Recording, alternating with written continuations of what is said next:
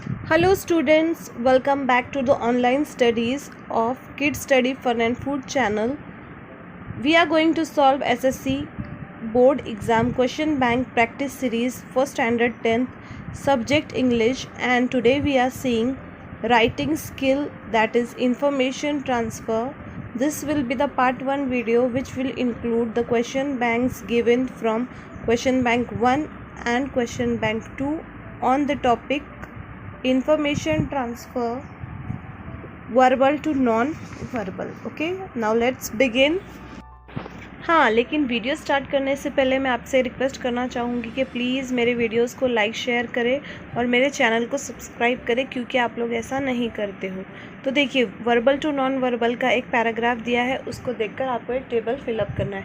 तो चलिए फटाफट हम लोग इस टेबल को अच्छे से स्टडी कर लेते हैं. Okay, read the following information and complete the table given below. Okay, now Chandrayaan-2, India's second mission to the moon, will be for the first time unravel secrets around the moon's south pole. Chandrayaan-2 is a 3-part spacecraft, an orbiter, a lander and a rover. The lander is named Vikram after Vikram Sarabhai, the founder of the Indian space program. The rover is named Paragan, means wisdom. Chandrayaan-2 was launched on 22 July atop ISRO GSL Mk3 at 2:43 p.m. from the Satish Dhawan Space Center at Sriharikota. Performing as expected, the rocket released Chandrayaan-2 in a highly elliptical orbit around Earth about 17 minutes later. In fact, it was released 6,000 km higher than planned. The solar arrays on Chandrayaan-2 developed smoothly as the probe began its journey. तो देखिए, आपने paragraph को अच्छे से detail में study कर लिया है. अब टेबल और इन्फॉर्मेशन आपको सीक आउट करनी है इस पैराग्राफ को पढ़ने के बाद. तो चलिए विदाउट वेस्टिंग टाइम हम फटाफट देख लेते हैं हमें क्या क्या फाइंड आउट करना है. हमें फाइंड आउट करना है name of the mission, date of launch, centre of launch, name of rover and founder of Indian space programme. तो चलिए मूव ऑन करते हैं और फटाफट इसके हम लोग आंसर्स लिख लेते हैं. नेम ऑफ द मिशन, यहाँ पे आपको मिशन का नेम लिखना है. What is the name of mission? Chandrayaan-2.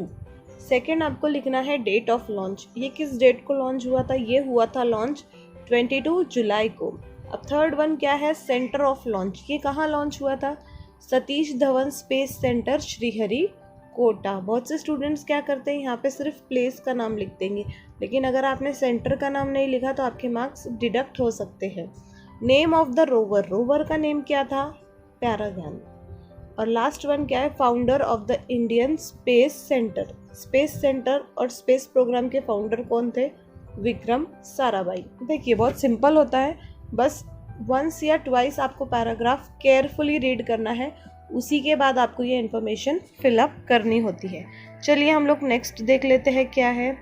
एक पैराग्राफ दिया है और उसका हेडिंग दिया है एनुअल वाटर यूसेज इन महाराष्ट्र. तो चलिए स्टार्ट करते हैं. Water is life, it is a universal solvent and important resource. The annual usage of water differs in various sectors of Maharashtra. The major occupation of Maharashtra being agriculture, the maximum amount of available water is used for irrigation, that is 86%. The distant following place 7% is contributed by domestic sector, including drinking, washing, cooking, etc. There is a close competition of other sectors which is not far away with 6% usage of water.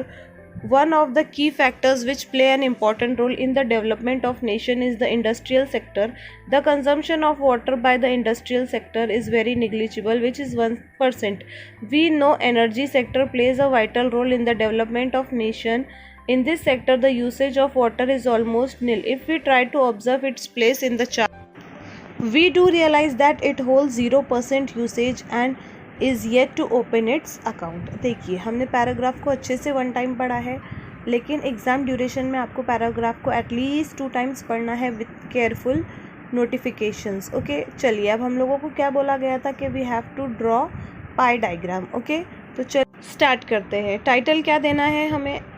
Annual water usage इन महाराष्ट्र. फिर इसके बाद एक circle को draw करके उसमें लिखना है आपको irrigation 86%, domestic 7%, others 6%, industries 1%. In this manner, We have completed this question. Now let us jump on to the other question.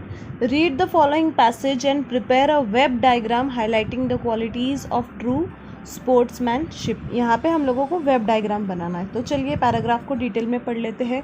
Sportsmanship is a very valuable characteristic that every sportsman should develop. It is essential not only for anyone who participates in sports but also in normal daily life. What are the qualities that are necessary for a person to have sportsmanship?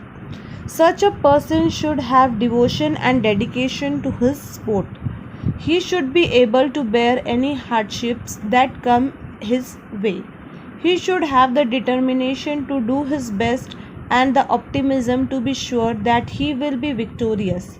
Of course, he should also be polite and play the game fairly and show respect and consideration to others. Such a person will be liked by everyone and held in high regard by society. अब ये paragraph read करने के बाद आपको web diagram draw करना है. Web diagram किस तरीके से होता है? जैसे स्पाइडर का वेब होता है, यानी एक तरफ सेंटर होता है और उसके आजू बाजू आपको सारे पॉइंट्स लिखने हैं. तो यहाँ पे हमारा सेंटर क्या है? स्पोर्ट्समैनशिप, और उसकी जो भी क्वालिटीज़ है वो हमको साइड बाय साइड लिखनी है. तो चलिए एक बार इसका आंसर देख लेते हैं. देखिए, स्पोर्ट्समैनशिप के लिए क्या ज़रूरी है? Devotion, hardship, dedication, optimism and determination. बहुत ही ईजी है, एकदम सिंपल वे में you can draw the web diagram. Main centre में एक वेब का जो मेन पार्ट है वो क्या है? स्पोर्ट्समैनशिप, और उससे रिलेटेड जो भी वर्ड इस पैसेज में आए हैं आपको उनको साइड में हाईलाइट करना है. In this manner we have completed the first part of writing skill, information transfer, verbal to non-verbal. Okay, now thanks for watching this video. Please like, share, comment and subscribe my YouTube channel Kids Study Fun and Food. Dear students, आप लोग मेरा videos जब भी देखते हो तो मेरी request है कि आप प्लीज़ लाइक करें और कुछ ना कुछ कमेंट करें. बहुत अच्छा लगता है आपके कमेंट्स पढ़ने के बाद. और ये जो थी ये रिक्वेस्टेड वीडियो थी, ये रिक्वेस्ट मुझे की थी अंजलि नाम की एक गर्ल ने. Thanks beta Anjali. Bye everyone.